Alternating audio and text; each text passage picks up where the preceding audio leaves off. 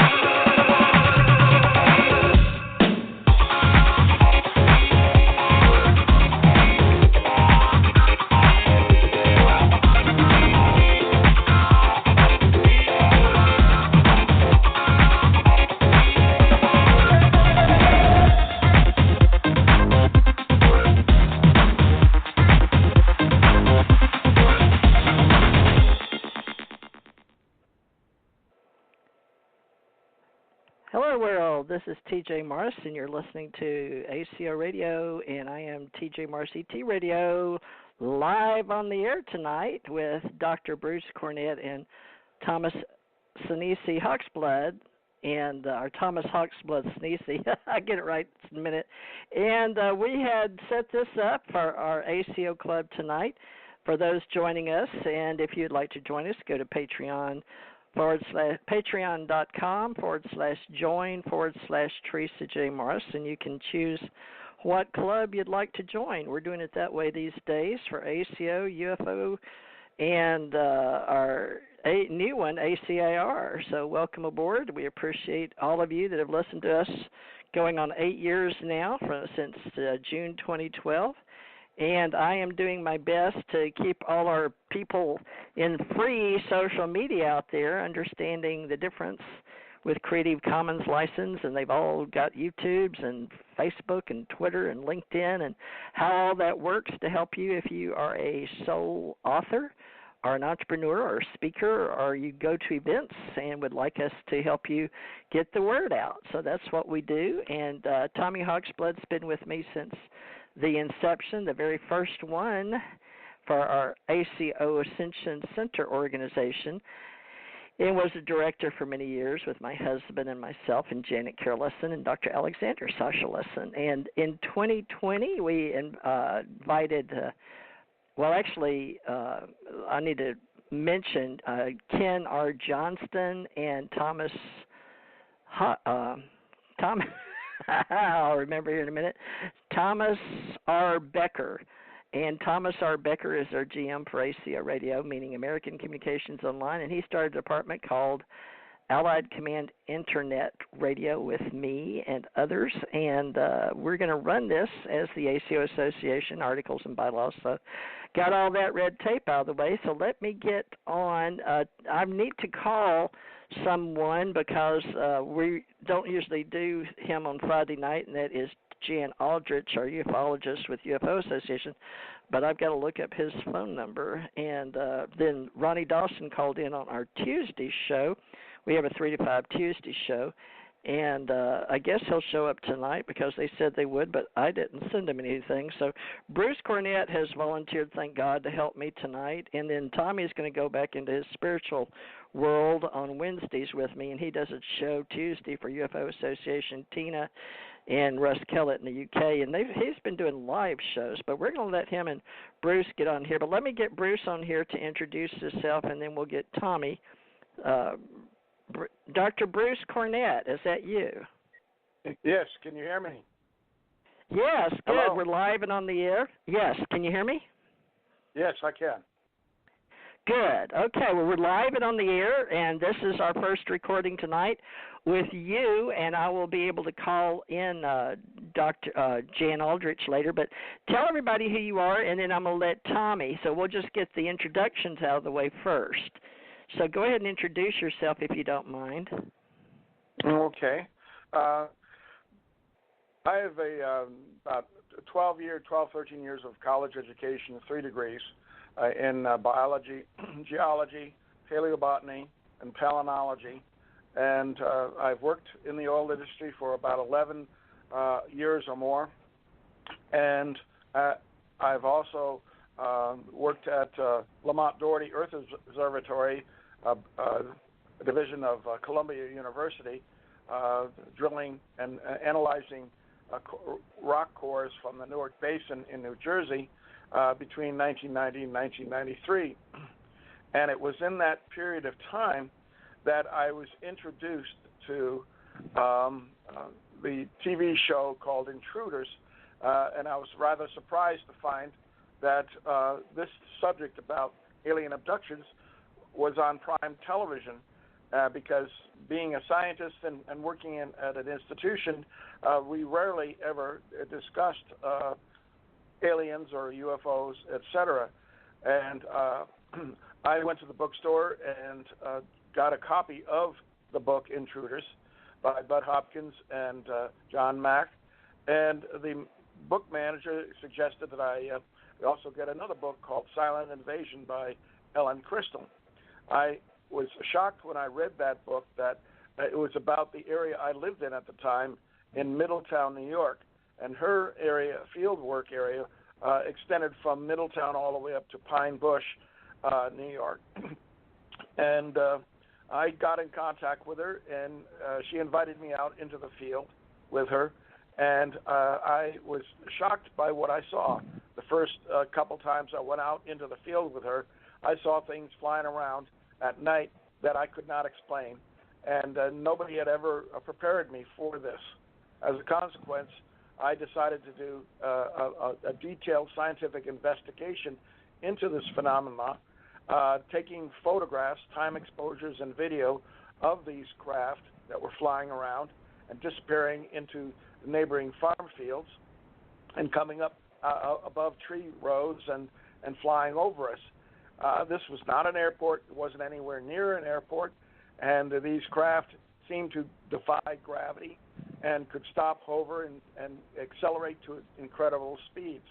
So what was this stuff doing in a rural area of New York, right near in between Pine Bush, Walden, Wallkill, and Montgomery, New York?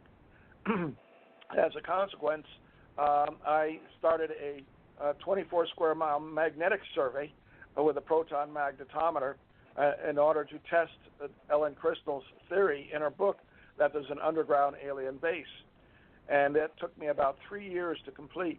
As a consequence of that mapping, I discovered many underground features and even discovered underground transmitting arrays sending signals out into space.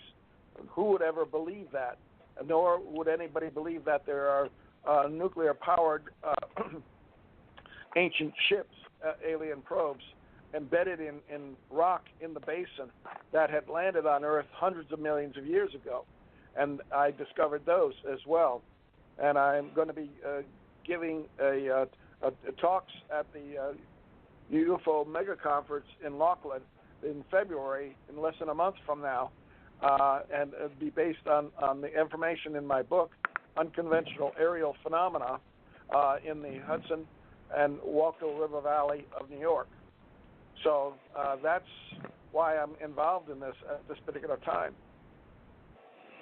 Great. Now stand by and let me see if I can get.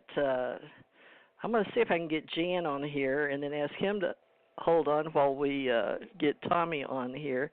But I just want to make sure I can call him because he's used to me calling him on the show. I wonder if he's going to be able to hear me. Let's see if this is going to work. Oh, wait, I did it. I didn't do it. Let's see. How did I do this? I've got two cell phones, a phone, a studio phone, and let's see. It says that it's ringing, right? Right, I hear it ringing. And where did you live, in Connecticut? Hello? Yes. Hi, Jan's sister. This is the ACO Club Live on the Air. Is Jan around? He said he would come, or like to come on Friday night show, and we're live and on the air now. Okay, Jan, do you want to get on the show?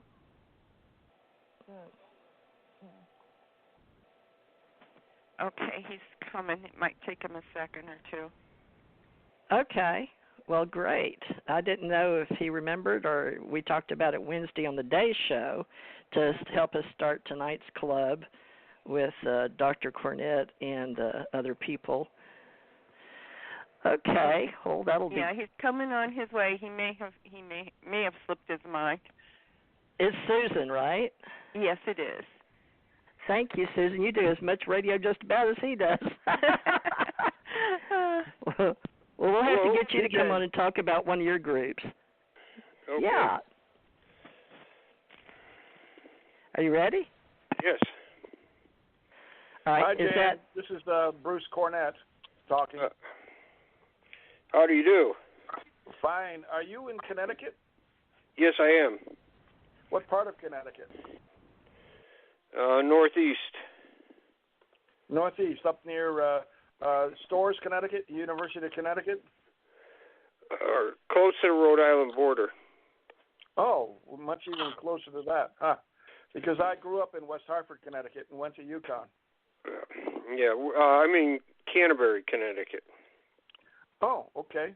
I got it. Very good. Okay. Bruce, let's let Jan. Tommy's here too, and Tommy's rather long-winded, but he's been with me for years, so Tommy's on. But stand by, Tommy, because you and I are old hands at this. Jan, why don't you go ahead and introduce yourself for Friday night's club, because you and I have been doing Tuesday day club. So tell everybody, if you don't mind, giving them your little introduction about who you are and your background, and then me and Tommy will fill in, and then we'll start a conversation if you don't mind. Okay. So I've been stealing from the government for about 50 years now. First in the Army, and then 25 years in the post office. So my time in the Army was involved with meteorology for about 16 years, and then security and intelligence, and personnel and safety.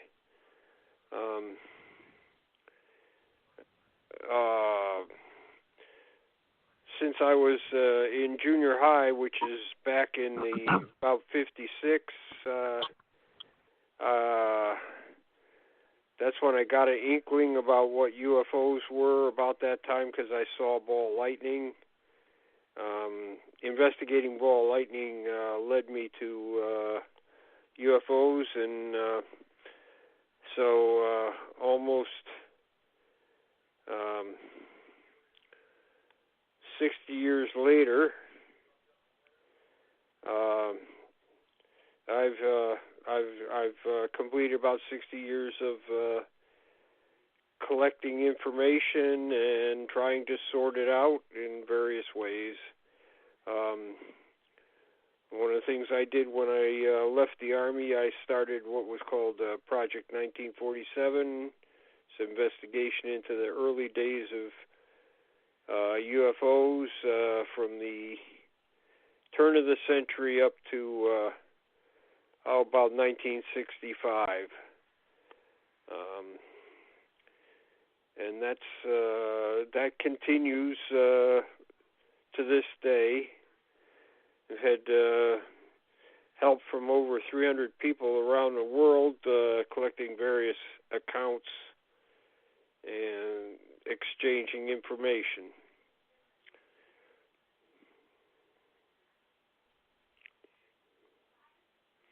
So. Okay, let me let Tommy introduce himself, and then we'll get started. Tommy, can you hear me, Tommy? Yes, I hear you fine. Can you hear me okay? Yeah, good. We've got good reception tonight from Hawaii. Sometimes we don't, but great, Tommy. Yeah, go ahead and introduce yourself, and then I'm going to go on mute, and then we'll turn it back over to Bruce. All right, Tommy Hawksblood here. I'm sure most of you know who I am, but I'm on the Big Island of Hawaii. I just want to say there's so much stuff going on in Hawaii over the past 6 months with UFOs and everything else. I've been trying to keep up with it all, but there's things happening with friends of mine in California which should open the door to what aliens are and what races are here and stuff real soon. But there's a time frame that it's all going to happen, and it's not right now. I mean, everybody wants disclosure. I don't look disclosure the same way most people do, because true disclosure means seeing an alien and everybody sees it, and then they'll realize that there's such a thing. I mean, right now they're still fighting whether it's a government ship, Russian ship, Chinese ship, where the ship came from. Is it us from the future? Is it us from the past? Rather than what kind of races are really coming here and what they're doing. So, I mean, I'm way ahead of a lot of things going on with that. I hope to bring some information out real soon. It all depends on a few people I'm working with. A lot of people I know have been being arrested and put in jail because of the information that they have or they wanted to put out there. So it's kind of hard. People that tell stories can get to talk as long as they want, but people that have the truth, it's really hard for them to get it out there, because the Navy just released 2 statements yesterday, but the main one says they will not release any UFO information because it would hurt the United States. So that's their stand on disclosure. So if people think the Navy is going to come out and admit to it, they're asking everybody to send them all their information, but they're not going to come out and say what it means and what it entails too. So I want you to keep up on the information coming out. There's truth coming out here and there, and you have to piece it together. But this whole thing about disclosure and what the government's really doing is coming out in a real shady way. So, I mean, for them to beg everybody to send them information about what they store, when, where, how, and all that, and then not to come out to release it, there's something going on with that. One last thing. A friend of mine and I lectured for the Thunderbirds years ago, and we lectured for about 400 people. And I'd say at least 100 of them all had a story to tell about UFOs that came up to their ships and their planes that they were driving. So, I mean, it's not like it's new. It's not like people don't know about it. It's just a fear that people that do see it are threatened and are forced to keep it quiet. I mean, sure, there's a lot of people coming out now, and we need to come out. But we need to bring the most important truth that we do have that can help people out. And I feel that's my mission in life right now. I mean, I'm a writer. I'm on my 5th book. I wrote a book, How to See a UFO Field Manual. I'm giving it away as a PDF file if anybody's interested. Please get in touch with us. But other than that, I'll hand it back over to you, TJ. Thank you, Tommy. I was on mute. Now, folks, in order to keep the background sounds out, I'll ask all of you, if you're on your phones, to mute if you can when you're not speaking. And then I'm going to mute you when you're not on, just so we have a really clear recording that goes up for YouTube listeners. And I've got one other person here I'm expecting. Let me see. Is this Ronnie? Hi. Can you hear me? Hello? Who's calling in? Can you hear me? There's someone else here. Can you hear me? Is it Ronnie Dawson? This yeah, Ronnie can Dawson. you hear? Yes. Oh, Ronnie Dawson. Yes, Good, Ronnie. Okay, Ronnie, I always have a hard time hearing you in the beginning. So if you don't mind, Ronnie, we've got the ACO Club going tonight, but everybody doesn't know each other, plus we have the listening audience because this is a live show. Would you please introduce yourself, and then we're going to do a roundtable discussion with Dr. Bruce Cornett, Jan Aldrich, Tommy Hawksblood of Hawaii. And I understand now, Ronnie, are you in Texas? Yes, I'm in North Central Texas. I'm a UFO experiencer and alien contactee. Had a CE5 event where I actually made contact and had a conversation with the ETs. So, and this has been going on for several years. Right? So, but finally, they instead of scaring me, yes. And so they finally had a conversation with me after scaring me for years. So, and it was so I found out a lot about them first, up close and personal. Like I was 12 inches from this alien's face when we were having these conversations. So. You're breaking up a little bit, but now let me let Jan Aldrich I know. Yeah, they kind of showed came from and everything, so and they show me how breaking up a little bit. Are you at your house in Texas? Are you on the road? When you want me to talk? I think we have we may have a delay. I'm not sure. All right. I'm at the house here. Okay. Well, I don't know why we have some blank spots, but hold on. Jan Aldrich, do you have any questions? And then I'm going to turn it over to Dr. Bruce. But Jan, you have any questions for Ronnie? No. Let's go on. Okay, Dr. Bruce, how would you like to move forward? Tommy and I are used to working together, so right now, and let's just let you guys get to know each other, Bruce and Jan and Ronnie, and Tommy and I will sit here and hold the fort down for a little while. And so if each one of y'all want to talk a few minutes and ask each other questions just to get the ball rolling, this will be a panel discussion about, I guess we'll start with ufology tonight. So I'm going to go on mute. So, Jan, if you'd like to discuss what you believe a ufologist is, and then Dr. Bruce, and then Ronnie has written a book, but I'm sure Bruce looked him up for us in our club, so Bruce can ask him some questions. So, okay, so Jan doesn't have any questions, right, Jan? But right, yeah. All right, but I'm going to leave you on with Dr. Bruce, and I'm going to mute. So Tommy and I will be in the background for everybody because I've got to try to make sure we get the best sound for Ronnie. All right, I'm going to go on mute, and Dr. Bruce, you've got the floor, and Jan is there for support as a ufologist. But let Jan tell you what he believes a ufologist is versus an alien. We have Alien Contact Organization, which Ronnie can express as a contactee. So we have different people with different backgrounds. All right, I'm going to go on mute, and we're going to see how Dr. Bruce and Jan can do with Ronnie. I'm muting. Go ahead. Hello, Jan. Yes, I'm aware of your interest in the Roswell crash, correct? You have studied that quite a bit? No. In fact, that's the one thing I've avoided studying. The whole idea of Project 47 is it started right in the middle of what could we say, Roswell mania. Okay. And what I was attempting to do was to collect some of the material from the huge flap in 1947, which I don't think most people appreciate how many incidents took place. And since there were still people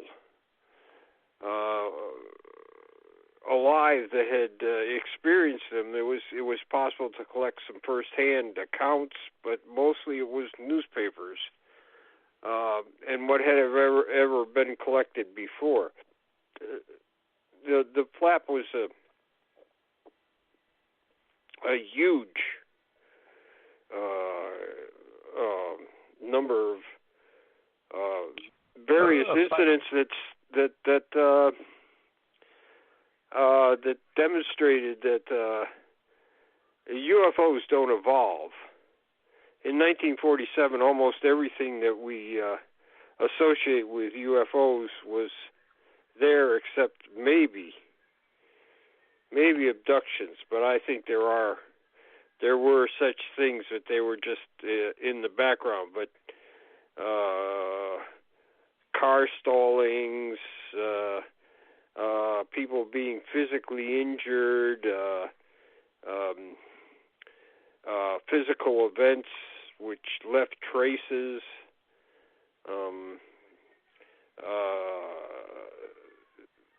satellite object cases where it seemed that a large UFO would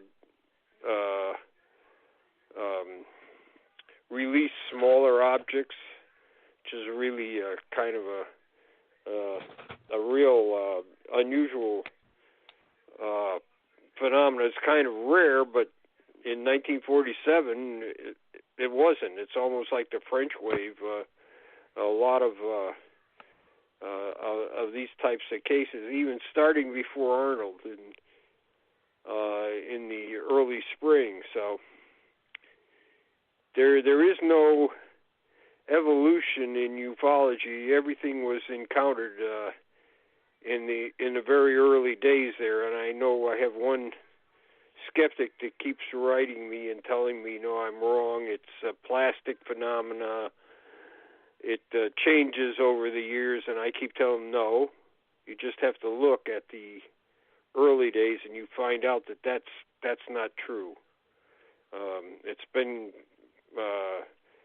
pretty consistent all the way through from the 1947 on. How far back do you find a triangular or angular craft as opposed to circular craft? No. I mean, these things are involved in 1947. They're not as involved as what seems to be happening today. Okay. But there were triangular craft in 1947. The problem was that the newspapers said flying discs, and you talk about flying discs, and then you find out that what they're talking about is a square object being seen by people, and the newspapers are referring to it as a flying disc. It's kind of funny. So there's some. If you just read the surface, you're surprised like that. Right. Now there are triangular craft. There were hexagonal. Some were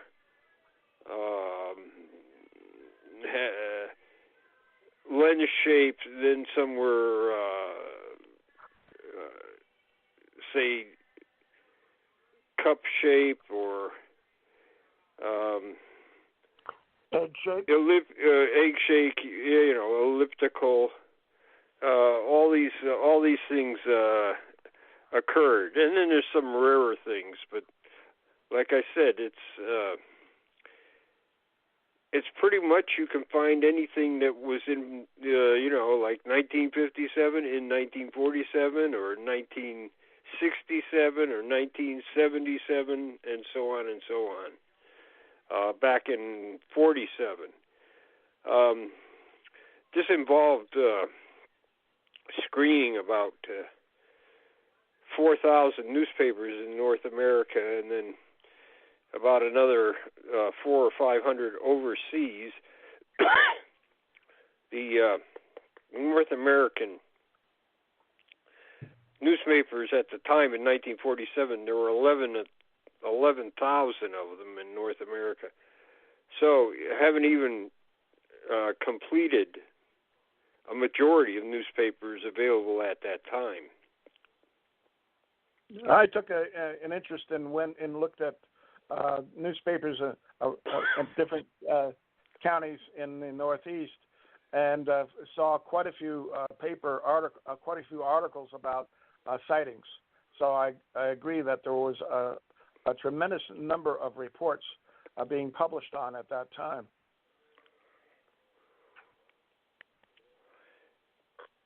Yes, and of course we had the official investigation, which nominally supposedly has 122 cases, compared to about 3,000. That's just a drop in the bucket. Right. And of course, from 122 cases, you can't make as much accurate statements. You can't have as many accurate statements as when you have 3,000 to look at. Right. And I have been very interested in the reports that have come out by Costa, Cheryl Costa, who wrote a book about the desktop reference book that she and her partner wrote all the way across the United States, and they documented a tremendous number of sightings in the last 3 decades all around the country. So, and one of the things that has fascinated me is the increase in the number of sightings of triangular craft. And I worked at NIDS in Las Vegas for about 4 months back in 2004, when they were compiling results of a number of local or sightings reporting centers around the world, and especially in this country, MUFON and NIDS and New Fork, all contributed to a study of triangular craft, and this was published in one of the NIDS publications before that institution shut down. And one of the things that I saw in the data was an extraordinary increase in the number of sightings starting from 1989-1990 with the Belgium flap, and increasing exponentially in the year around 2000, and it continued to increase. But disc-shaped craft and circular craft, sightings of them have been rather sparse, and I'm just curious as to why this transition has happened. Yeah, that is interesting. Also, it seems that close encounter cases have sort of fallen off the last 2, maybe 2.5 decades. Especially since the millennia changed. There seems to be a falling off of close approaches where, say, 66, 67, there was a massive number of this close approaches. It's hard to figure out exactly why. I've been working with the CUFOS files. I've been scanning them, put them on, digitizing them so they can.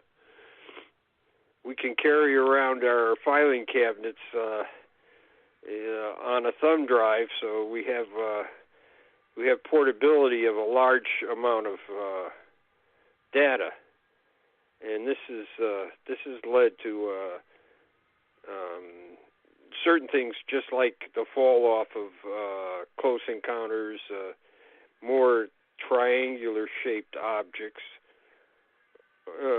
Although there were always triangular shaped objects here in Connecticut, I've been following in the early '60s. there were a number of them in Connecticut. Maybe not triangular. I mean, some people said, well, they're close to the Mercury capsule. They look like the Mercury capsule, or things like that. It's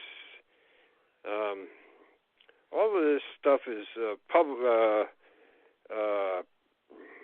puzzling.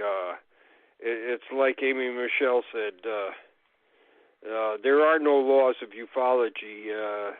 Every time you try to say, well, this thing happens or doesn't happen, it does. Yeah, I can appreciate that. I'm just curious as to what the attitudes are in your area of the country right now.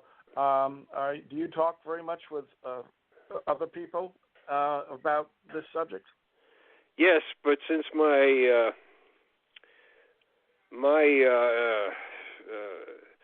emphasis is on historical, and most people want to know what's up to the minute. So right. So I'm a degreed historian, so I am more interested, like I said, Project 1947 in the early days. And of course, Michael Swords and Robert Powell, and some other of us, about 10 altogether, we wrote UFOs in Government, which is a scholarly historical inquiry into official government interactions and reactions to the UFO phenomenon. So, and it's been quite well received. It was recommended, as a matter of fact, for acquisition by college and university libraries. So, because of that, there's a lot of academics that have been exposed to a more, let's put it, scholarly inquiry into the history of the government reaction to UFOs. Since I've spent a lot of time in academia, and as I mentioned at the beginning of this show, my involvement in this subject didn't really begin until 1992, and I was really shocked by how much information was available to the public, while in the halls of academia, I rarely ever heard them mention the word UFO. And yet, are you familiar with this new book that's out by Dr. Pazulka called American Cosmic? Yes, I've scanned through it. It's interesting. When McDonald was interested in UFOs, at the time I was working at MIT, so I had access to their library and their libraries, and there are let's put it this way, maybe not discussions, but descriptions of UFOs in a lot of scholarly journals, and I'm not talking about pre-1947, but up there. And what I was doing while I was there is going through and seeing if I could come up with some references, and then anything I couldn't find at MIT, I sent on to McDonald, and he had people at other universities could try to look these things up.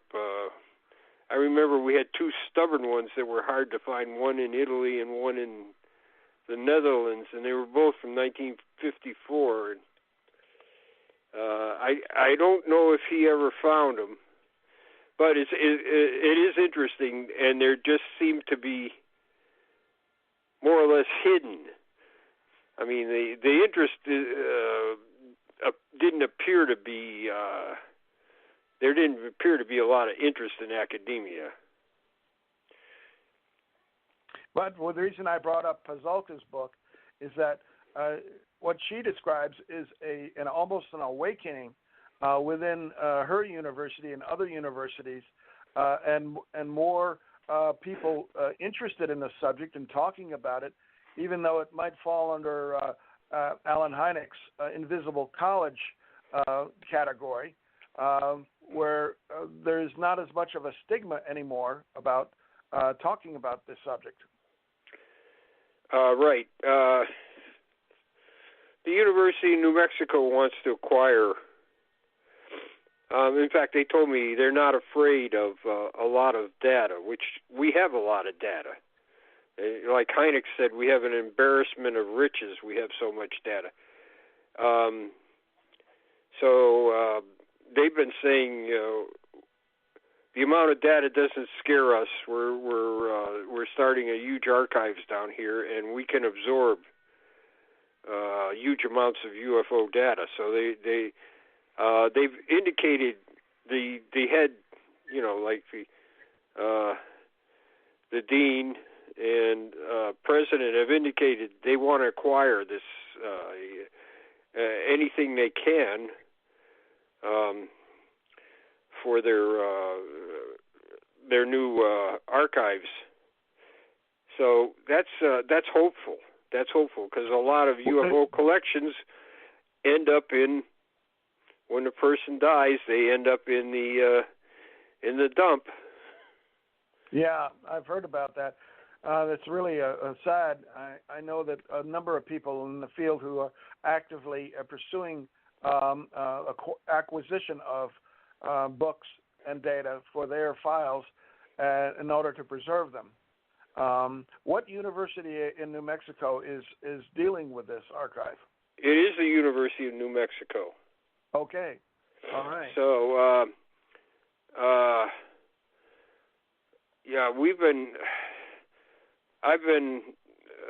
we have a small group of historians that have been collecting this material. So I have Robert Todd's files. I have Dr. Willie Smith's files. An Englishman named Andy Roberts. I have his files. And that also, we're trying to get that digitized. So I have what I call my digital filing cabinet here, and I can walk around with it in my pocket because it's on a thumb drive, and right. It involves more than 10,000, way more than 10,000 cases. Well, how do I get Ronnie Dawson? And that's just the start. That's just the start. I have huge amounts of filing cabinets and boxes full of material that has to be scanned. Wow. Well, Jan and Bruce, how are we going to get this going tonight? Because Ronnie is in the new. Are we going to do it by years or by classification? I don't know. Are we going to, in our club, because this is a brand new club in 2020, are we all going to do it by time frames like has been done in the past based on the history timeline? Because I guess we need to figure out how to run this club because Ronnie is here, and he wrote a book, and Dr. Bruce, you found something on him, but I want to know how much information because I can't see Ronnie's phone number because he called in on Skype, and it just shows one. So we've got to decide who wants to be public with their story, and so you two guys have been doing this for years.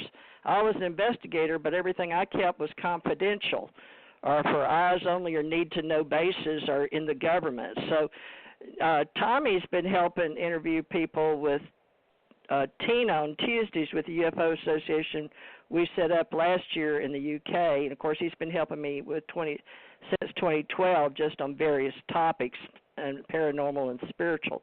But I want to help all these people. And Ronnie Dawson did join our ACO club for at least getting started, and I think he has a book. But how are we going to do this? Are we going to offer their books? Are we going to also archive? But Ronnie's here too, and I know he's listening. He's done a good job of keeping himself on mute. But we've got an hour and 15 minutes here, and me and Tommy are used to this, and we know we're making a live recording. But this is for oral history. But how are we all going to do this? Because Tommy can, put you on television if you want to be, and has shows, and then I do shows. But Ronnie's here to participate, but I don't know that how we can do this with you two, because you two are collegiate academics and real intelligent, been doing this for probably, I know Jan's been doing it for many, many years, and apparently you have too, Dr. Bruce. And Dr. Maccabee told us we could do ACO as aliencontact.org. So I guess we need to set up like our own Hynek. Do we want to use CE5 and then add to it? So can we discuss how you two are going to do, Ronnie? TJ, Ronnie seems to be one of the newest members. I mean, I've been out in the field observing craft with Tommy in New York way back in 1996. So we go back at least that far together. And I'm interested in what Ronnie has brought forth by his book. I have not gotten his book yet. I only found out about it today. And I'd love to have him explain what happened to him and how he says in the abstract of his book that activity has been continuing from 2010 on, and I believe his book came out in 2016. And I would like to know more about that, because that brings us up to a current level of activity. And Tommy has been saying that a lot of sightings have been occurring in Hawaii, and get a little bit more information on that too. Okay?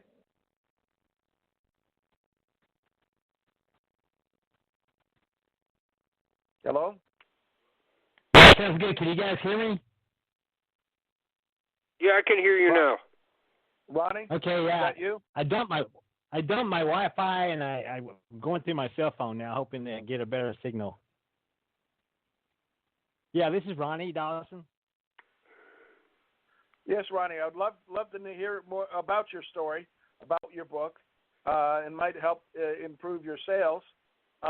So you said that you were in the oil business at the time? Yes, I'm a crude oil transport driver, and like I said, I haven't seen anything. I haven't seen anything for 30 years out there. And in 2009, I started seeing some stuff, and it just kept getting weirder. And I started seeing the UFO craft, and I've got some pictures of it. And I had a UFO mothership fly over me. I got a 15-second video clip of the left half of a V-shaped mothership that flew right over the top of my head. Wow! And I mean, I seen this thing up close and personal. It was just outside Coleman, Texas. Coleman, Texas. Yes. Yeah. My background is in the oil business too, from '77 all the way up until around 2000, and I was abducted in front of my entire drill crew down in Virginia in 1981, and I have a whole website on that abduction. I was found missing by my drill crew, and then they saw me being returned. That was my first indication that something very strange was going on, because they had given me screen memories, and I had no idea that I was actually taken aboard their ship. Have you experienced an abduction? I've got to say this real quick, because, folks, I want you to hear this. What does oil have to do with Project 1947, Jan Aldrich, and Dr. Bruce?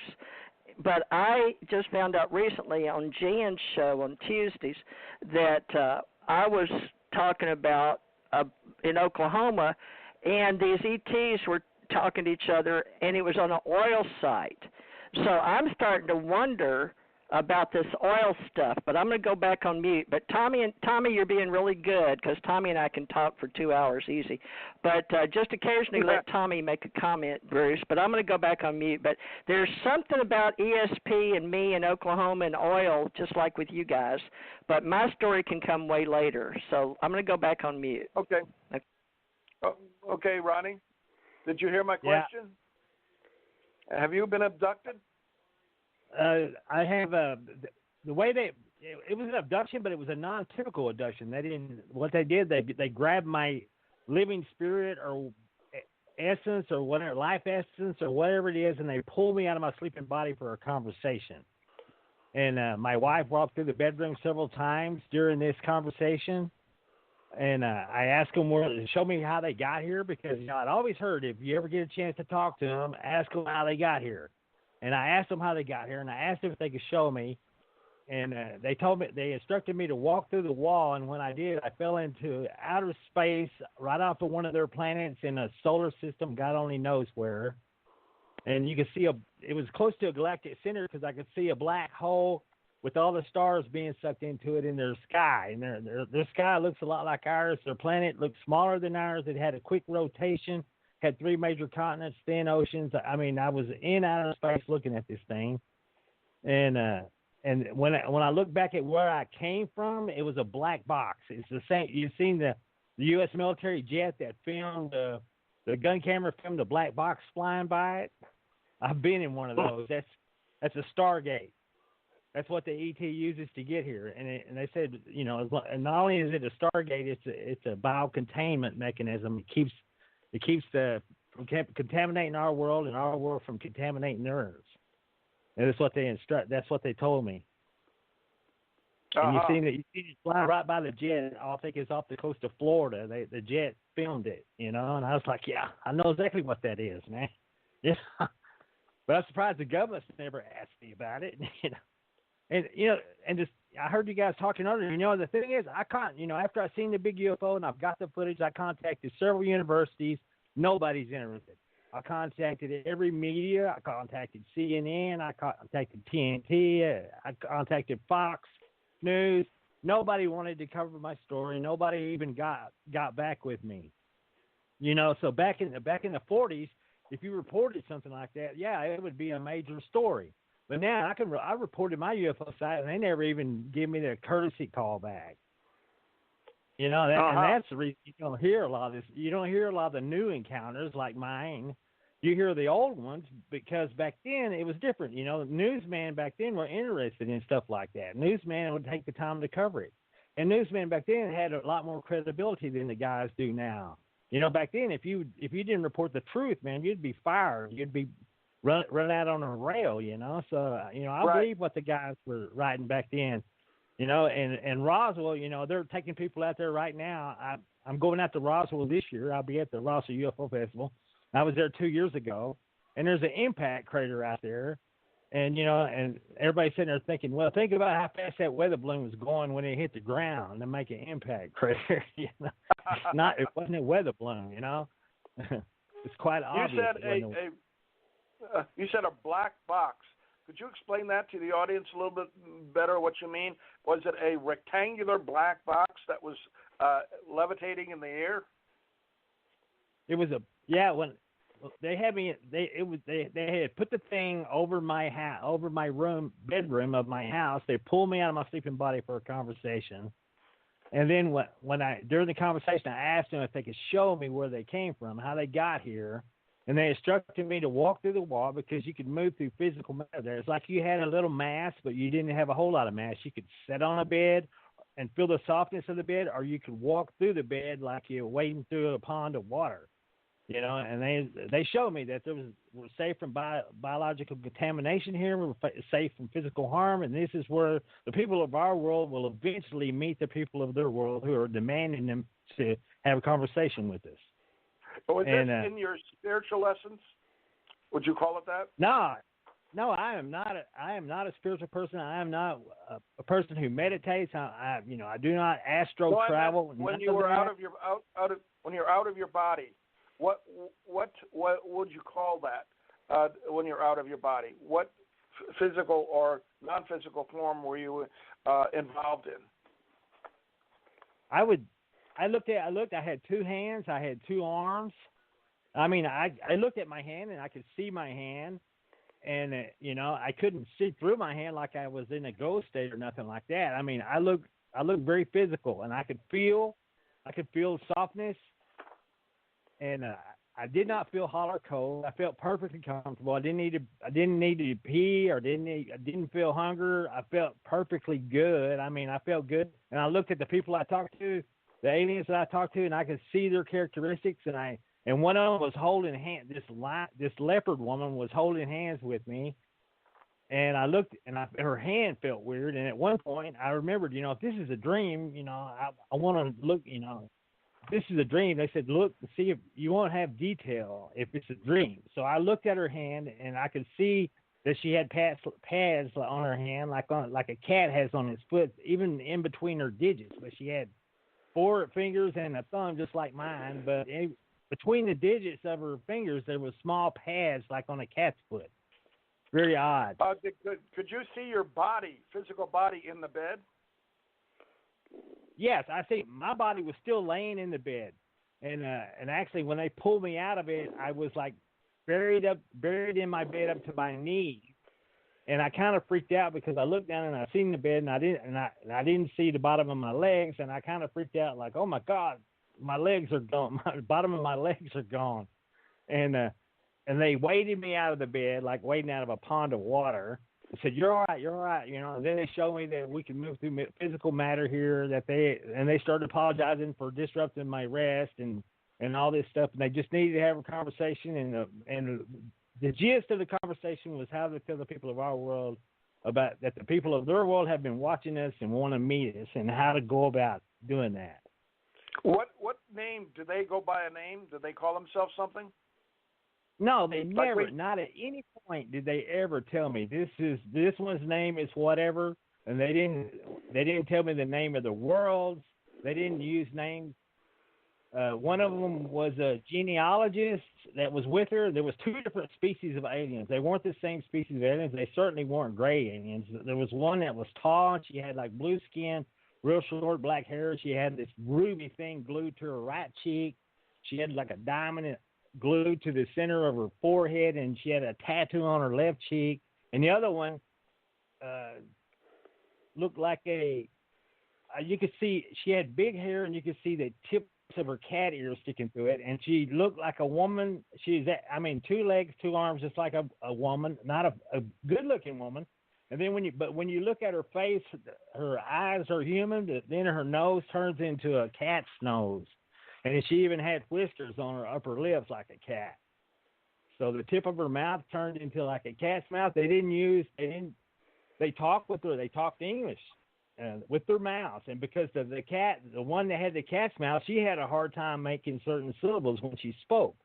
And it was almost comical trying to watch her pronounce certain words. But when she had trouble making a word, was smart enough that she would use a different word instead of repeating it, like people with a speech impediment do. When your wife came in the room, she could see you talking or experience this with you, or did she just see you sleeping in bed? No, it was like 9 o'clock in the morning when this all happened, so the sun was shining in around the windows. She came walking through the bedroom on her way to the bathroom, and when she came back from the bathroom, she stopped and she looked at us, and it freaked one of the ET out. And she said to the other ETs, "Can't she see us?" Because she stopped and she looked our direction. But what she was looking at was my sleeping body there in bed. But and your wife couldn't see the ETs, right? Your wife could not see the ETs. No, they said this is where we've been watching you from. Said she cannot see or hear us. Is what she said. She cannot see or hear us, and this is where we've been observing your world. This is interesting. So the 2 ETs were female, correct? Both of them, yes. Interesting. And they were 2 different types. There were 2 different species. One was like a leopard woman, and I mean, at one point, the story it's a pretty lengthy story, but anyway, she had a big tail, and then she had stripes on her body, and I drew some sketches of what she looked like, and I drew some, and the tall blue one, I actually got a picture of that one in a UFO encounter in Coleman.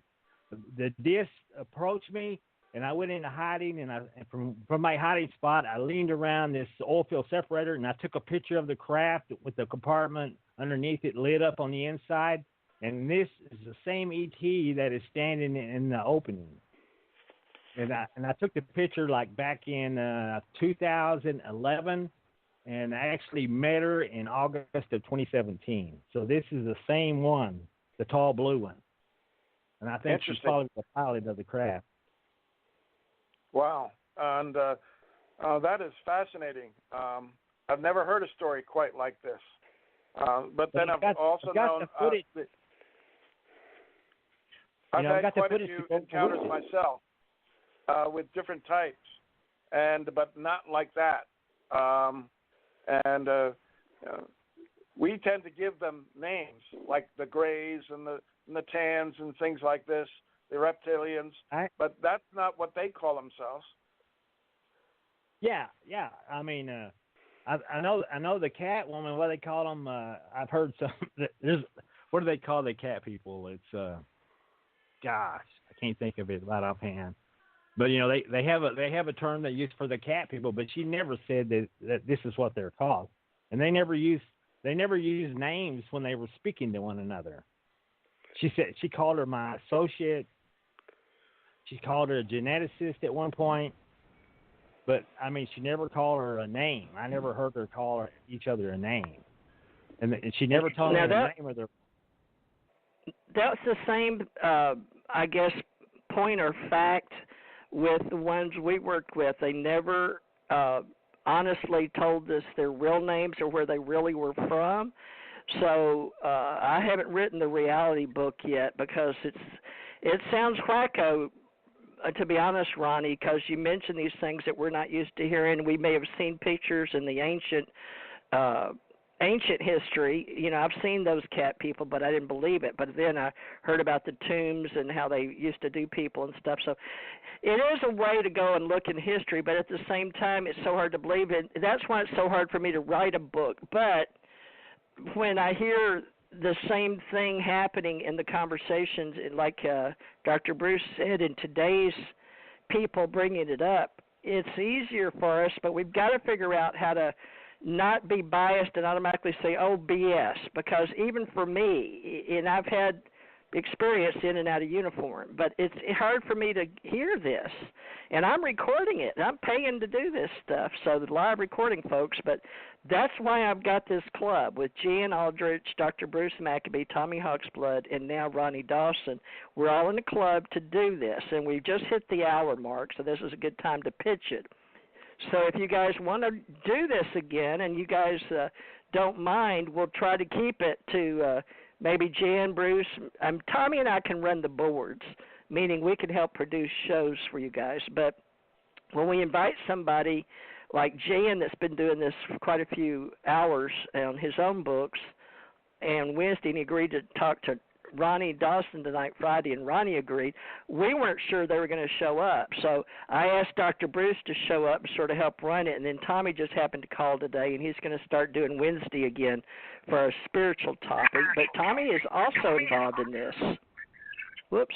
All right, I'm going to go back on mute. But, Tommy, you want to put in about 2 or 3 minutes here and we'll get back to Jan. But, Jan, what we do is we usually rotate a panel, and Tommy can run it. He's used to timing the old way, but we would let each person talk for about 5 minutes so we don't talk over each other. But Dr. Bruce, this is his first show for the ACO Club, and Jan, I'd already invited you and Ronnie from Tuesday's show.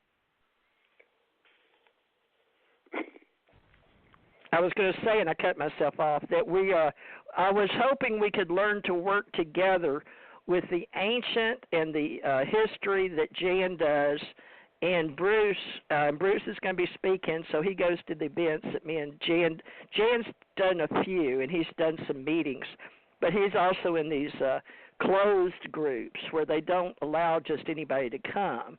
So I'm trying to create something in between.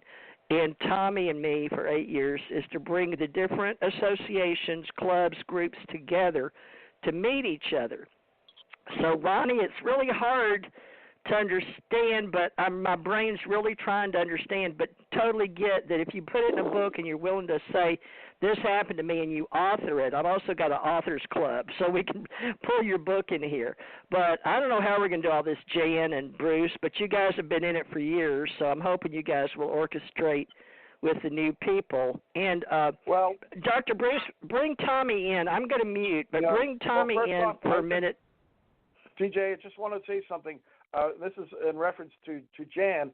Being the historian, he is familiar with all of the tens of thousands of reports. He may not have read every single one of them or remember them, but my question to him would be, how many different types of ETs have those reports indicated?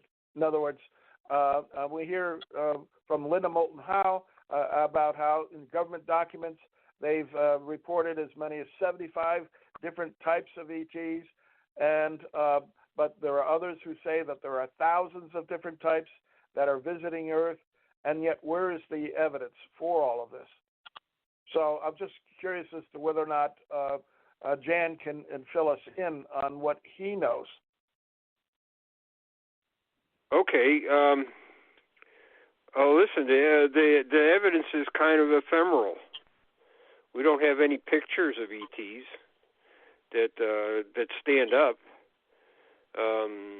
We've got some traces, and Ted Phillips took a few footprints, I think, castings, but it's hard to say. There appears to be small entities, say about 3 feet, 3 feet 5, 4 feet, somewhere in that area, and they appear to have different colorations and possibly some different physical characteristics that are human-like but not human. And then, of course, about 1980, everybody started to graze, and actually from the Strevert stuff started pushing that backwards into the earlier histories, and then there's always giants and appears to be robots, and but they're hard to characterize, and it's really, in a lot of cases, it's hard to take them seriously because they seem like caricatures instead of regular entities that can walk around like Earth people or animals. I mean, they just seem to have a lot of unusual characteristics. They don't seem to. People walking, it seems like there's a flow, but these things seem to be jerky, and there's all kinds of things like that reported. It's hard. It's hard to characterize all of them. I know there was a lot in France, and Amy Michel had problems with what the difference between a lot of these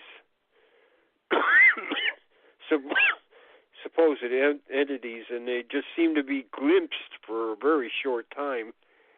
So,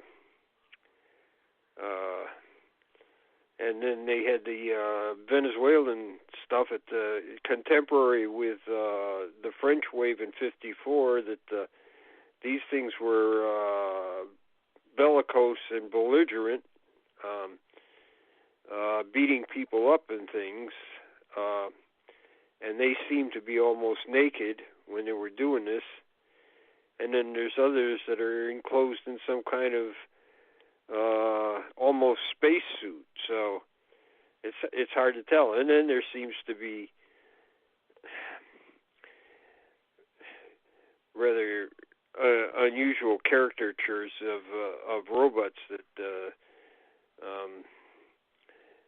it's stuff you would see in early 50s science fiction movies. So and then giant entities, bigger ones, 10 feet tall. So I don't think there's any real good characterization of this. Yeah, everybody seems to have.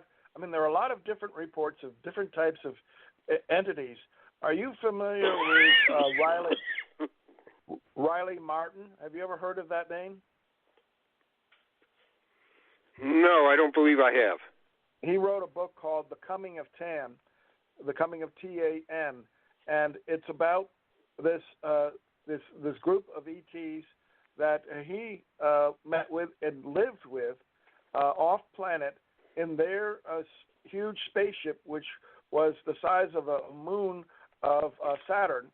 And there were two types of ETs in there. And when I heard Ronnie talking about the leopard woman, I said, oh my, yes, he ran into this leopard woman on board that spaceship or base. And he drew pictures of them. And this is rather interesting because he was a very good artist, and he depicted the two basic types that he saw, and one of them was this reptilian type called the Tarxicians, and they fly angular-ship and boomerang-shaped ships, which we have been seeing here on Earth. And I rarely hear anybody talking about his book, which came out in the mid-'90s, and yet it is incredibly filled with details of what he had actually experienced. And it was very different from the Greys, very different from what we typically hear from abductees and experiencers. Yeah, let me tell Ronnie, if you can come back on, you dropped off. I don't know if you did intentionally or hurt your feelings. I sure wasn't trying to, because I hope you know me well enough to know I've had a lot of weird stuff happen to me too. So hopefully, Ronnie, you can call back in. I hope you just got knocked off or you're changing from your phone or your thing. But sure hope I didn't have hurt your feelings. I sure wasn't trying to. It's so hard for people to have experiences and know how wacky it sounds and be willing to come on and talk on a show. But like I said, Ronnie, you wrote a book, and it's, I guess it's rough. I don't even know if it was 10 years old or not. But, he's out there, and that's what we want. So I apologize, Ronnie, if I hurt your feelings. I hope you come on and say I didn't, that you just lost contact or dropped off. Because it was just showing ones, and I can't see, so I know he dropped off, so hopefully he'll come back on. But Dr. Bruce, he's not here, so Tommy, you want to talk for a minute real quick with Jan and Bruce about how you can help some of these new people or not? Because I hope I didn't hurt Bruce's feelings and I've lost him in our club. But he's a paying member, it's just $1 for a month. But, he's helped on the radio show, and it's hard for people to come on. So I'll try to refrain from making catty remarks in the future about it's hard to believe. I didn't say I didn't believe it. I just said it's hard to hear, because of the caricatures. I think Jan has learned over the years. Oh, good. Hold on just a minute. Ronnie, did I hurt your feelings? No, I got dumped, I guess, on the internet. Okay, well, I'm sorry. Okay, well, good, because I thought, oh, my God, how am I going to help all these different clubs and associations if I say some cat remark? Because I'm supposed to be the producer and the webmaster and the developer and, club host. And I was like, oh, my God, I did exactly what I don't want to do, and I can't do this if I'm hurting people's feelings, So I apologize. But Tommy will help you some more in the future, too, because these guys are collegiates and been doing this like forever. But I'm sort of hoping to bring in new people and somehow get everybody to play good in the sandbox together, if you know what I mean. So thank you. All right, well, I'm going to mute Ronnie, but you got to understand, like you said, you're not spiritual. You're not trying to make no money. You do your job, and I know that you and I have done a show before, but I'm just saying that for people to listen to this show, it's so hard because I've had interdimensional things happen in uniform and out of uniform and at night when I'm sleeping, and I'm trying to figure out how much of us is in our mind and how much is in the essence, like you said, because I, too, am doing neuroscience. I'm really studying consciousness and how we work in and out of body because I've had 3 near-death experiences or I've died.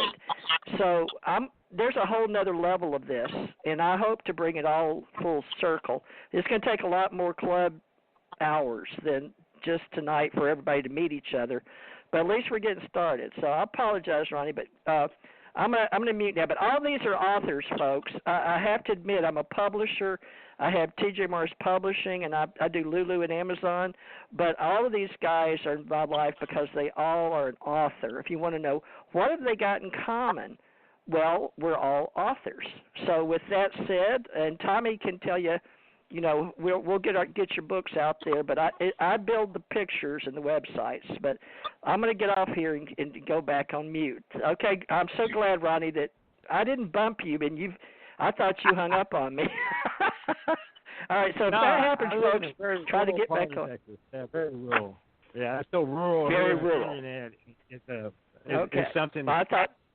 Can't keep good. Dr. Bruce and Jan were going to fire me because I'm like, God, TJ, you can't be running people out of our club, man. All right, I'm going to go on mute. Yeah, Tommy, are you going to jump in here and fill us in with more of your opinions?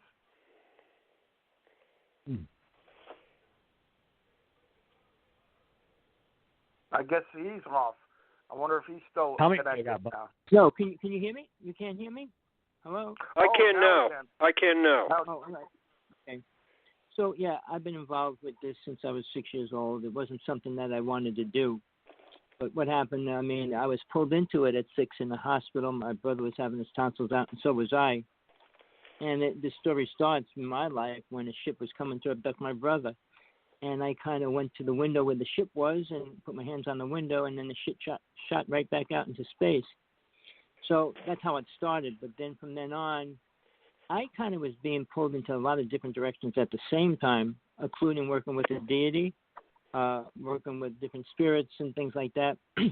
But by the time I was 14, I was doing Ghostbusting in New York City. I was doing hypnosis at 15. So I got involved with. I was one of the first people, and I probably was the first person in the United States to actually start doing past life regression when I was really young. I tried to figure out a word about it, and I came up with that. I know a woman came out and said she created it about 10 years later, but I didn't go public with it. I was doing people that I know and working that way.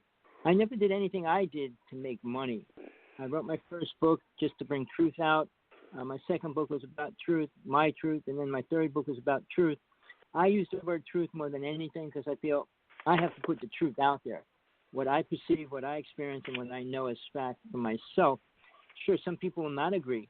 The first alien being that I saw, I was 12, and I hate to admit it, James Gillen of the East City Ranch, his first alien that he saw is very similar because he talked about a person, kind of human body form with a cat's head, and that's the first thing I ever saw as well. So, his experiences with that was a little different than mine. I actually had a friend with me, and we both saw it. We were chasing it with a bat. We thought we were, and it went right through the door, and it went up in a saddle in a spaceship. So that's how it starts for me. But when I dealt with people, I got more involved with this and being pulled into a lot of different directions. I work with probably 2,000 people that were abducted, girls mostly, that lost their children and things like that. So I never needed truth, and I didn't have to search for it, and I wasn't out trying to promote it. I was just trying to help the people that I know that experienced it. And with the way it is today, everybody's allowed to come out and say it. They won't be put in the nut house right away, even though they will be put in the nut house if they have any real important information. I'll say one name, and people really need to search this out, and if they really care, he's in the nut house in Long Island. He was arrested due to the idea they said he had uranium and he was going to kill people. But he had the most incredible video I ever saw of a ship crash and with the aliens around it. So it's like when you have real truth, they kind of try to take it away. I could say I lost 6 direct friends of mine from childhood to now, rather over the past 25 years, due to the UFO world. Now, when people come out and say they have experiences, everybody's having them. How really important to the world are they? Some experiences are important to the individual. So when we talk about these aliens that come to us, what are they really teaching us? What can we bring to the world? What will help us with that information? I mean, I can go into the big famous name people and what they say. I said, we need to bring something together that's going to help us, because when they do come, which race are we going to work with? I mean, I'm going to just say this real fast because I don't want to take up too much time. In the past couple of days, one of the most people friendship I made in a while was directly talking with me live when they were giving me pictures of a ship over the house, and then they showed me pictures of the alien that was coming around the house. So I saw a race I never saw before, but I saw it directly. So, and it was being videotaped, so it's not like it was somebody's dream, somebody's bad experience. That video can't come out for a while. When it does, it'll open more people's eyes, because the Hopi people talked about a certain race, which it was. And the Hopi people are the oldest people in the United States that have been here forever, have never been brought here. So when you talk about aliens, what are aliens? I mean, if they look the same, are they aliens or are they not? Like the Pleiadians are us from the future. They look like us. I mean, most races do not look anything even close to us, eat like us, or dress like us. So I'm going to give it back, but we need to put this together as far as what can really help us. I'm more concerned about helping the world. I mean, sure, we've got problems with Trump and the elections and things like that, but just what's going on around that, what our government's allowing to happen. And this is the last thing I'll say. The U.S. government, specifically the Navy, came out and just said a couple of days ago they will not release any information pertaining to UFOs and secret stuff going on, because it would be destructive to the United States. So that's their viewpoint on disclosure about aliens. So with that, I'll give it back to DJ and Bruce. Sorry. Yes. Well, thank you, Tommy, for bringing us up to date on what your involvement in it is, and I, on the other hand, have experienced some things. You have experienced some of these things, Tommy, with me out in the Walker River Valley. And I came out with a book recently last year called Unconventional Aerial Phenomena in the Hudson and Walker River Valley of New York, in which I document at least 137 close encounters. Now, I believe Jan was saying that close encounters have sort of dropped off in this millennium, and most of my close encounters were occurring in the 1990s. So that sort of fits in with his idea, because they tapered off and stopped by 2003. And I've documented most of the things that I have encountered with photographs and video and pictures that are in my book. And for anybody who's interested in seeing what is going on there in that part of the world. But what is different is that most of the craft that I witnessed and photographed are angular craft in the shape of triangles or diamond shapes, and some of them are even in the shape of conventional aircraft, but they can fold up wings and stabilizers and appear to be a cigar shape type of craft. And they differ from what we see in many other parts of the country and the world in the sense that they have their underground bases right there in the valley, and most people don't even realize it, that these ships are coming out of the ground and going into the ground, into their underground bases with impunity. And the military is very interested in them, but there's also a question of how much cooperation there is between people in the military and these non-humans that live underground. And that is something that I hope to find out more about. But there's no question that there seems to be some connection. and the question of how many of these sightings that we see are what we call ARVs versus ETVs. ETV is extraterrestrial vehicle. ARV is alien reproduction vehicle. And we actually had performances authorized by the Pentagon for Skunk Works to give us a demonstration of the TR-3B, their triangular anti-gravity craft. And that video is online on my BUFOD website, and I'm going to be showing it at the UFO Mega Convention in Laughlin this next month.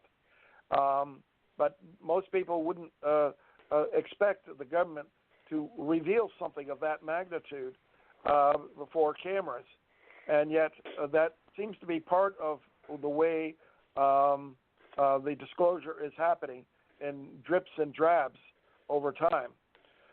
What do you think, Tommy? Sorry about that. Yeah, I think. And Jan, have you? I mean, a lot of these triangular craft that we are seeing, the increase in numbers, or many people now begin to think that they are our own military hardware, and so if what we witnessed and recorded on film is for real, is a military craft, then our military has a lot more technology than the public is aware of. And that could be one major reason why the military will not disclose, because that would put the United States into great jeopardy with our enemies around the world. John, I'll let you go. I just want to say one thing real fast. I'm in Hawaii. I'm on the Big Island. I was in town at the bank on the far end of, it's called Hilo, the town. And on the side of that's the mountain. So I was going to a bank that was closed down. I didn't know it was closed down. So I'm walking out of the bank.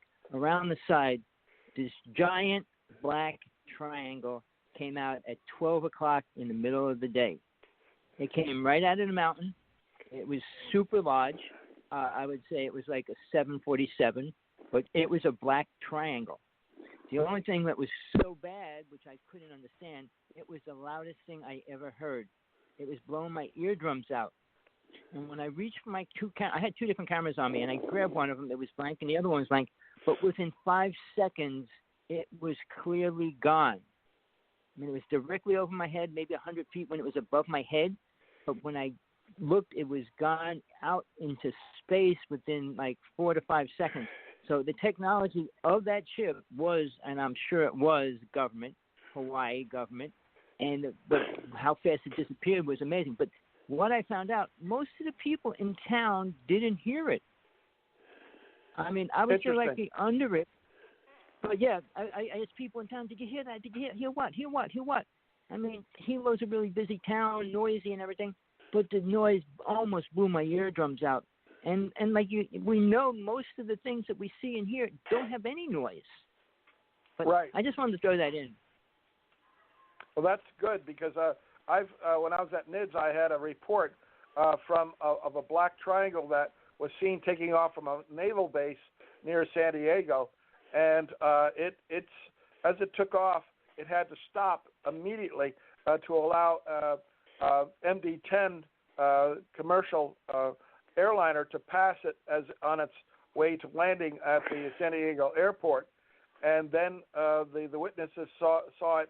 Once the aircraft had passed, that triangle just took off like a bat out of hell, and clearly was coming from a military airfield.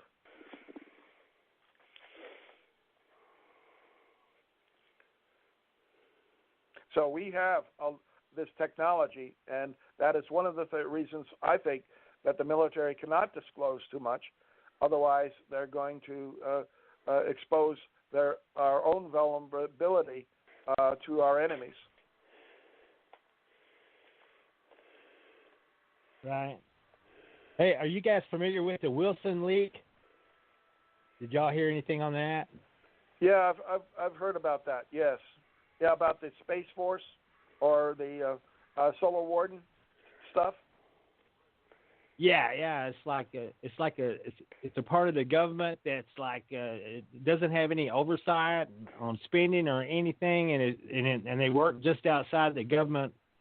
Where even it's not even listed in top secret, so the government has no right to the information. All they do is fund it, and it's private industry that is doing all the research on the alien technology that they supposedly have. And I got a good friend that's been up close and personal with those documents and stuff, and it's like, well, that tells you right there that our government is in. There's no telling what we have out there because they've been working on it a long time. Right. So, and I know, that going back to the 30s and the Nazis, they were working with it too. Yeah. So there's no telling what we have, but I can tell you what, that thing that flew over me was made out of it had solid rock on the bottom of it, and it had a city built on the surface. And I can't imagine. And I've taken that footage, and I've got this footage, and somebody that's really talented needs to take this footage and do some stuff with it that I haven't been able to do, because I can guarantee you there's some stuff on here that's 100% completely alien. And I mean, I've got it, and I've had so many people look at the film, but all they do is make sure that it hasn't been manipulated. They're looking to debunk me. They're not looking to clear up the imagery. They're looking to see where I, pull this off, and it's like, I really need somebody who's willing to believe and talented enough to like take some of this footage and see what all we can find and prove it once and for all is authentic. I know it's authentic because I took it. But there's nothing on this thing that looks like it was ever touched by human hand. And I mean, this is a big craft. This thing was, I guarantee it was a mile long, a V-shaped craft. Each half of the V was a half a mile in length, and it was a tight V. Would that have been similar to the Phoenix sighting occurred in 1997? That big V-shaped craft. It looks very similar because when I could see lights on this thing in different areas of it, and there was a large area of lights, and large area of lights that was rotating around my location, and it was getting lower and lower. And when it finally passed over my head, I couldn't believe how big it was because lots of the craft didn't have any lights at all on it, and the lights come from different parts. This was 2011. 2011, and that was in Texas. Yeah, north central Texas, just about 10 miles outside of Coleman, Texas. And this thing, I got the footage on the flip. It's a flip phone. Is a Motorola AT&T Tundra flip phone is what I caught the video footage of it. And I thought I was taking a picture because I had taken some video earlier, and it was one of the first cameras that came out with the capabilities of video. I mean, we didn't have smartphones back then in 2011. And so when this thing, I caught a video, I pointed my camera at this thing, and I was looking for it in the display screen, and it filled the sky in the location I was at. And to my horror, when I looked at the display screen, all I could see was complete black. And this thing was leaving the area, and I'm going, my God, this is the most amazing thing anybody's probably ever seen, and I've got to catch something on. I've got to catch this thing, So I pointed the eye of the camera at it, and I hit record. And luckily, what I caught was the left half of I caught the left V on the craft. Probably, I just about caught just about all of the left side of the V. And man, this thing is a mile long, and it's got a row of burning flares, like there's some kind of refinery process going on. It's got these buildings built on the surface of it. They had these blue glowing power lines stretched across the surface. And when I zoomed in on that thing and started looking at it, man, there's like I didn't even see it at first because I was looking for alien architecture and machinery and stuff like that. And then these other people said, man, I see this huge creature on the surface of that thing. And I'm going, nah, there's no way it could be a creature of any kind on this thing. And when I started looking, I saw it too. There's a huge creature on this thing. And one of the creatures, it looks like it's 40 feet tall. It looks like an insectoid. It's towering above the buildings on the craft. When you start telling people that, they just shut out. They don't even want to believe you. But I've got the footage of it. And on one of the arms on the thing is casting a shadow on its body, and it's right in line with where the light source is. So you can see the light source. You can see the thing's arm. You can see the shadow that's being cast on the thing's body. And I've got a good picture. I guarantee you, I got a good picture. Now it's not Paramount picture quality, but it's clear enough you can see what the hell it is, and I guarantee you it's big enough that you can't explain it. And I showed it to zoologists, and they said, well, where'd you get this from? And I said, well, you ain't gonna believe this, but it's on the surface of a UFO. And they didn't want to talk to me anymore after that.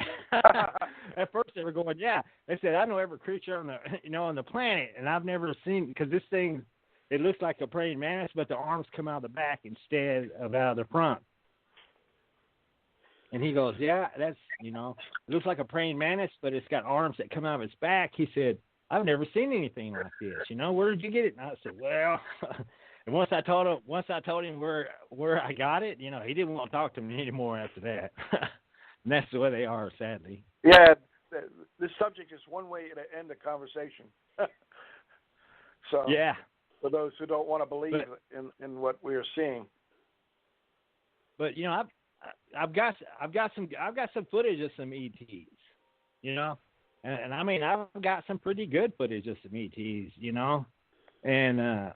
and like I said, there's nobody who really wants to see it. There's nobody who really wants to research it. I'm surprised. You think people would be knocking at my door, bugging me for it? And I've been giving it freely to anyone who wants to research it. You can look at this is the psychological problem of humans, I believe. It's almost as if it's been genetically wired in our brains to not want to see the truth about non-human beings and creatures. That this really scares us. Look at how Hollywood plays on human fears with monsters and ghosts. I mean, that should be a pretty good indicator that we don't want to know the truth. Yeah, and the guy in Brazil that was the abductee in Brazil that was supposedly killed and drained, all the blood drained out of him and stuff. It's a pretty famous case. A Brazilian man that was killed supposedly by an ET and dropped. Anyway, this big creature has a bite radius that would be consistent with the wounds on that guy, which is kind of scary to think of. You take a 40-foot insectoid, he would suck the blood right out of a human. And I guarantee you, and you can see there's a big hole in the guy's chest cavity, and I guarantee you it looks consistent with the size and the shape of the mouth of this thing that I captured on top of the UFO. Pretty scary stuff. Yes, very. I'd love to see that image. And I have another guy over here that, I've talked to TTSA, and they're looking for alien metamaterial. Well, I come across a guy down here, down in Santa Ana, and this guy has a piece. He has this metal sphere. You've heard of the bed sphere? Yeah. This thing is larger. It's larger than the bed sphere. It has a sleeve. It has a circular sleeve that seems like it goes plumb through it.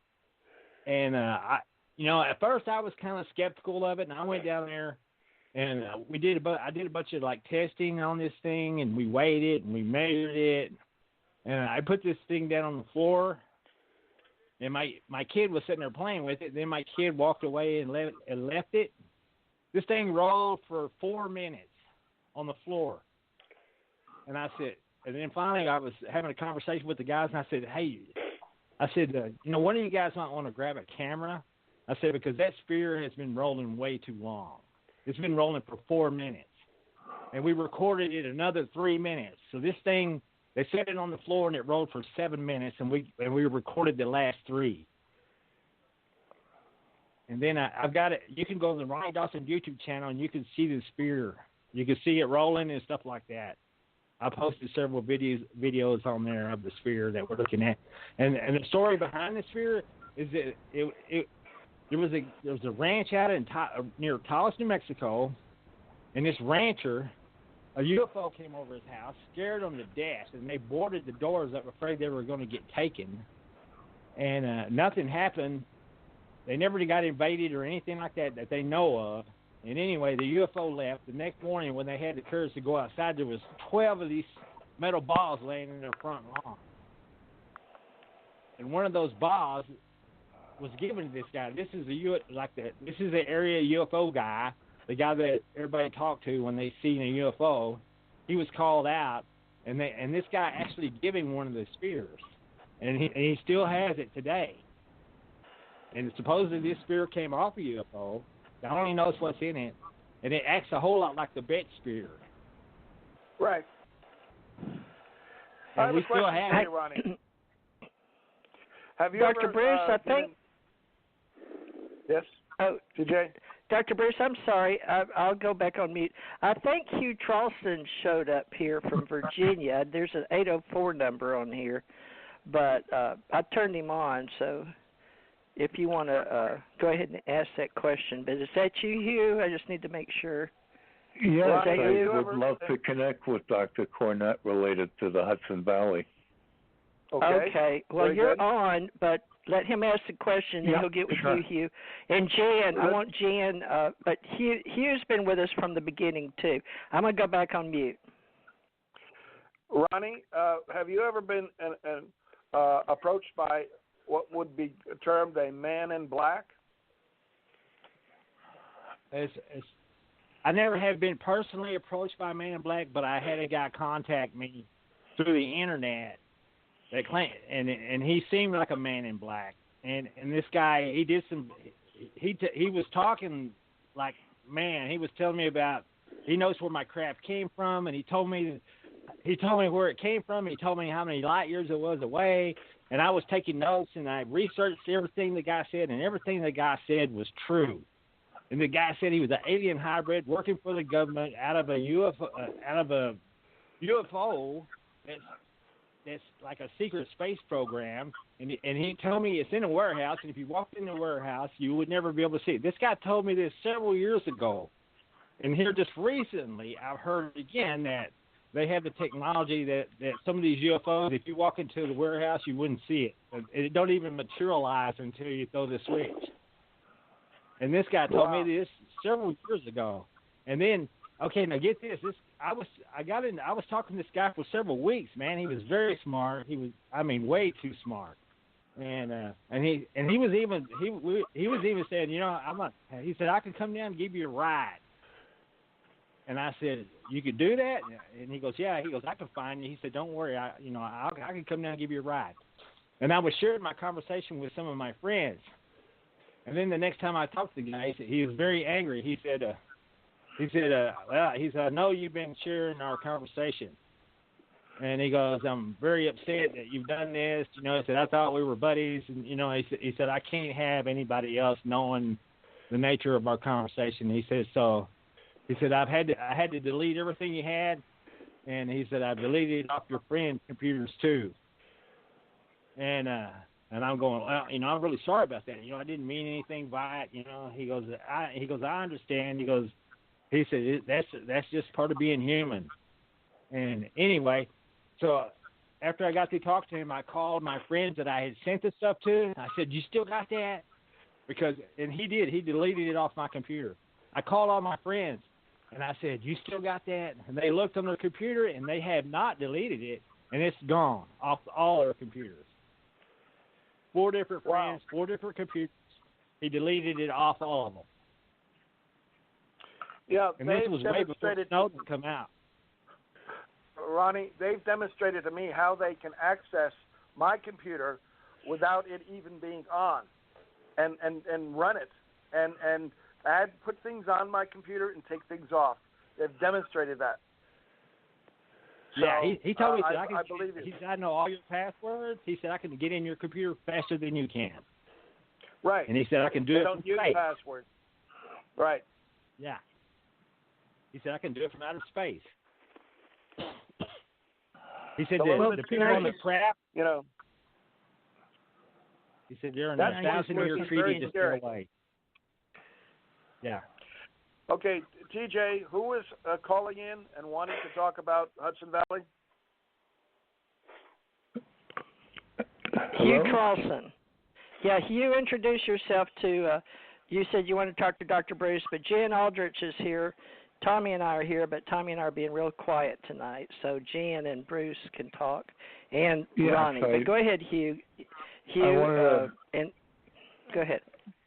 Well, if you can give him my number too, I'd love to speak with him off air. But I had a first-hand experience back in the early '80s with the Hudson Valley UFO sightings. The triangular type ship came right over the top of me when I was coming into work at Union Carbide's World Headquarters, and I had other paranormal experiences during that time frame. And there's a big website, Teresa's aware of it, and I wanted to ask you if you spent much time around Brewster, New York, if you knew Phil and Brogno, because I went when they had the meeting at the Henry Wells School for the people that saw the UFO, and I never came forward because I didn't want to jeopardize my job back then. But again, there's a lot of synchronicities I have. That's a whole big area that ties into this, and I did have a sort of interdimensional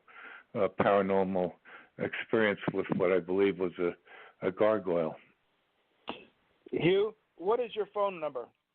It's area code 804-798-1139. And are you at all familiar with Leslie Mitchell Clark? She's a hypnotherapist who's up in Toronto and also has an office in New York, and her husband also experienced it, and she has I think it's a blog talk show. I don't know if it's still on, called Contact, but she's very sophisticated in these things and did go to Area 51 herself. Interesting. Very good. And when was this sighting that you had of the triangle? It was probably 1983 or 84, but let me just give you 3 words so you can look over this big website. It'll bring you right to it, and you'll see a lot of interesting things on the different pages. Okay. Just put my last name, Traulson, T like Tom, R-A-U-L, S like Sam, E like Edward, N like Nancy, the second word and, A-N-D, and the third word Trump, T-R-U-M-P. That will bring you directly to a page on a big website, rootingoutcorruption.weebly.com. On the page that says Media Review, you'll see some interesting information, and toward the bottom of the page is even an archive radio program where I came on and spoke with Stanton Friedman last December, December 2018, before he passed, and asked him about one of the gentlemen that I mentioned on that page, Harry Rositsky, who was high-level CIA. I actually spoke with him after reading his book, The KGB, The Eyes of Russia. Are you at all familiar with Harry Rositsky, who was supposedly known as the Falcon, the head of the aviary that were involved with UFOs? I've heard the name. Okay. But I've never really connected with him to know, how he could inform me. But I'll give you a call, and your last name is spelled how? T like Tom, then R-A-U-L, S like Sam, E like Edward, N like Nancy. And one last thing, a lot of this is interdimensionally ships too. Okay. Interesting.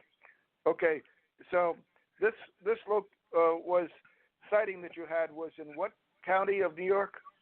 No, I was living in Brewster, New York, in Putnam County. Okay. And the encounter was at Danbury, Connecticut, at Union Carbide's World Headquarters. Okay, I know where you are. I passed through that area many times. Yeah, there's Okay. a lot of things. They have the Satan caves in Brewster and the Jesus tree. There's all kinds of paranormal things that were happening back in those when I was there. Yeah, very good. All right, thank you. And I'll get that website from you over the phone. Yeah, I'm up till midnight. I'm in Virginia. Are you in Texas or? Yes. Oh, okay. Yeah, I have synchronicities related to Texas too. When you get onto the site, you'll see my last name also has global recognition. And back in the early 80s when all this was happening, I was written up in a front page Wall Street Journal article which triggered an investigation, eventually led to the resignation of Jim Wright from Speaker of the House in shame, who was from Fort Worth, Texas. That's where my father's company is currently headquartered. Oh, very good. Okay. All right. Thank you very much for calling in. Well, I'll and continue listening, and thank you so much, TJ, for connecting me. Oh, have you know of my book? Oh, I'm yeah. sorry? Hugh, let him tell you his book before you go. We only got 10 minutes left, but everybody tell sure. your book because we only got 10 minutes left, and Project 1947 too. But go ahead, Bruce. Tell him the name of your book. Go to Amazon.com and to books and Google Dr. Bruce Cornett. And my book's name is Unconventional Aerial Phenomena in the Hudson and Wallkill River Valley of New York. It's 400 pages of documents and descriptions. Beautiful. I hope we can add to that, and I'll help promote that too. Thank you very much, Hugh. All Thank you. Bye-bye. Bye. TJ, how would you like to end this session, this show? We've got 8 minutes, and everybody is an author, so I'd like to run down the line with Jan first, and we've just mentioned yours, but we'll mention it the last again. So Jan and Tommy and Ronnie, and then you. Okay, and I'll go back on mute because it's easier. So you got it? You got the rundown, Jan, Tommy, Ronnie, and then you again. And that should be 7 minutes. Okay. Okay. Jan, you're up. Okay, well, the latest book, of course, is UFOs and Government. And the primary authors are Swords and Powell. I've written one other book called A Preliminary Report on the Wave of 1947. It's out of print. MUFON may still have some copies. I have something called the Ghost Rocket Files. It's a compilation of government documents from 1946, U.S. government documents about the ghost rocket phenomena in Scandinavia. That's scanned and it's available online. You just probably have to do a search. I think it's at AFU, the Swedish outfit that does a lot of scanning and stuff. So, of course, it's real important to mention Lauren Gross and his UFO history project on the Oral History Project. And there's a button there so you can go to Lauren Gross's histories, which are real important for somebody that's interested in the early days. Thank you. And Tommy, you're up next.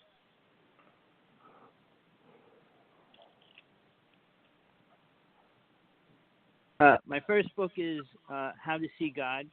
My second book is When Truth is Called Crazy. My third book is Truth Beyond Illusion. And my fourth book, which I feel is the most important, is The True Teachings of Jesus from God Realization. and I'm putting out a field manual on how to see a UFO, which I'm giving away as a PDF file if anybody's interested. So real fast, my email is hawksblood1@AOL.com. Anybody that sends me a link, I'll give them a copy of my first book, second book, or the PDF file of how to see a UFO. Thank you. Ronnie? Thank you, Tommy. Yeah, this is Ronnie Dawson. My book is called The Ronnie Dawson UFO Story. It's available on Barnes & Noble, Amazon, and you can even get it at Walmart. You can see my videos at the Ronnie Dawson YouTube channel, and it's got the videos of the sphere. And if you want to see some of the UFO pictures and alien pictures that I've captured, you can just go to Google Images and type in Ronnie Dawson UFO, RONNY DAWSON UFO, and you can see it right there on Google. Most of them will load up for you. So thank you. It's been fun, guys. Yes, it has. Thank you. DJ? Yeah, I'm back. You want to mention your book again? It's sort of a long title, isn't it? But it's available on Amazon. But my books are on Amazon. Just look up books by Teresa J. Morris, Morris. That's Teresa, Theresa. And if you'd like to join us, I've formed a club on Patreon, patreon.com. I've formed patreon.com/join/Teresa J. Morris. And I'm hosting a bunch of different associations that do clubs or groups or oral history. And Jan has agreed to help me with all the UFO Association. And so if you go to the Patreon, you can we figured out a way where we all didn't have to pay so much money, and you can just do a one a month or two a month just to help pay the overhead for the archives. And then hopefully, we got 8 years. I'm just going to keep paying for the archives we've got, but we're starting in 2020 to make all these oral archives, and then anybody that participates can have a copy here, and we put them out free everywhere, folks. But I pay for all the majors, Spreaker and Stitcher, and Spreaker, iTunes, where you can get on Apple. Anyway, just look up TJ Morris ET Radio is the key. TJ Morris ET Radio. Okay, Bruce. Now we want to do this next Friday, and you'll be pulling. Will you be here for the club, or are you going to do just once a month, or are we going to do this every Friday, Bruce, Dr. Bruce? Well, I would say we're coming up to February, and I'll be out of town for several weeks, so I probably should only do it on selected Fridays, okay? You'll have to put back to me on which Fridays. Okay. Well, and then Jan can maybe do it late. Right, next Friday, I think it will be okay. That will be right before the end of the month, right? So that is fine. But let's see who we can invite to have on our show, all right? Yeah, we don't have to have so many people, but we've been doing it for so many years, they like to hear what's old and new. So we say we got the ancient wisdom and the new thought teachings, but the oral history of UFO we did tonight. So Friday nights are pretty cool. And Tommy's going to do Wednesday with me, folks, all y'all that like our spiritual Ascension Age stuff, spiritual stuff, and Sunday.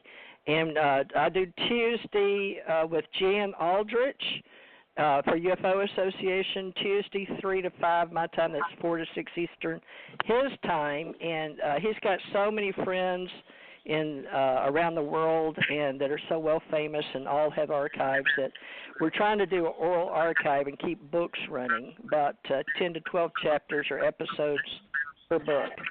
So join Jan Aldrich on Tuesdays 4 to 6 Eastern right here on TJ Morris ET Radio. Tommy Hawk's Blood right here.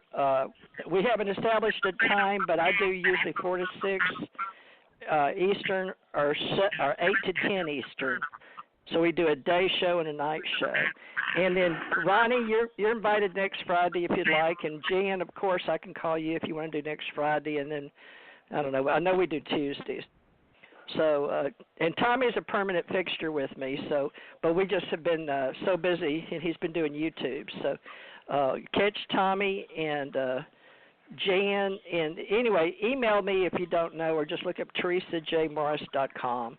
And we've got ACO Club app for the business directory, and we got different clubs that do different things. So all these guys are great, and they all showed up, so that's the main thing, isn't it? They've all got information they'd like to be on oral history and share. Okay, back to you, Dr. Bruce. Well, the name of my book is Unconventional Aerial Phenomena in the Hudson and Wallkill River Valley of New York, and published in 2019 from Amazon. So just do my last name, Dr. Cornett, at Amazon Books, and you should find me. Okay. Well, any last words, everybody? Jan Aldrich, any last words? Or if you want to tell them, I know it's project1947.com, but you want to give them your Facebook or however you want people to get in touch with you, Jan. Well, that's the project1947.com is a lot of the research that's been done, and it's there for free. You don't have to buy any book. You can just go to that place, and it's got a lot of historical UFO material on it. Okay. Well, we're out of time, so thank you, Dr. Bruce. You did a really good job of co-hosting and emceeing and keeping the panel together. And Jan, this is what I'd like us to start doing sooner or later, or at least, 1 hour. We can do archives or whatever you're doing, and maybe add one of your friends with one of the other clubs, CUFO, or even Greenwood or whatever. But you just gotta let me know. So, folks, we can do this with whatever it is that you're researching and want to do your club with. Just get in touch with any of these people you heard tonight. Let them know you're interested in coming on the show. All right, and Tommy and I'll get back with you too. And Tommy's doing the YouTubes if you want to see your picture on TV, YouTubes. And I'm just not there yet because. I'll get there, though. So love and light, everybody. We will see you, I guess, Tuesday. And I do Thursday on Revolution.radio, so don't forget me on the Revolution.radio on Thursdays, 4 to 6 Eastern. And we're going to be starting a whole new program and a lot of more affiliates in March. I got to give them a month to get me up, but there's some exciting news coming, getting the word out. Thank you, everybody. Thank you, Hugh Charleston. Thank you, everybody. And Dr. Bruce, if you can, call Hugh, and y'all can exchange information off air. Yes, all right? I will. Thank you. All right. And Tommy, call me if you want to do a show over the weekend or something. All right, Jan. Talk at you Tuesday, Jan. Okay. Thank you, everybody.